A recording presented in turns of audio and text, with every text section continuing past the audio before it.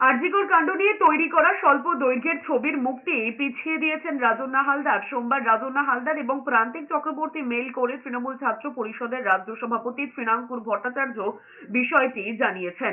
ইমেলে তারা লিখেছেন, বর্তমান পরিস্থিতির কথা বিবেচনা করে বিষয়টির সংবেদনশীলতার কথা মাথায় রেখে এবং বিচার বিভাগীয় প্রক্রিয়ার অংশীদার হিসেবে ছবি মুক্তির বিষয়টি পিছিয়ে দেওয়ার সিদ্ধান্ত নেওয়া হয়েছে। সোমবার আরজিকর নিয়ে সুপ্রিম কোর্টে শুনানি চলাকালীন এই ছবির প্রসঙ্গ তুলে তা বন্ধের নির্দেশ দেওয়ার আবেদন করেছিলেন নির্যাতিতার পরিবারের আইনজীবী বৃন্দা গ্রোভার। পাশাপাশি সমাজ মাধ্যমে নজরদারি চালানোর জন্য নোডাল অফিসার নিয়োগ করার আবেদন জানিয়েছেন। নির্যাতিতার ছবি সহ তথ্য দেখলে তা মুছে ফেলার জন্য এই নিয়োগের আর্জি জানিয়েছেন তিনি। প্রধান বিচারপতি জানিয়েছেন, ওই ছবিটি বন্ধের নির্দেশ দিতে হলে শুনানির প্রয়োজন রয়েছে। সম্প্রতি এই স্বল্প দৈর্ঘ্যের ছবিকে ঘিরেই বিতর্কের মুখে পড়েছিলেন রাজন্না এবং প্রান্তিক। তৃণমূল ছাত্র পরিষদ থেকে সাসপেন্ড করা হয়েছিল দুজনকেই।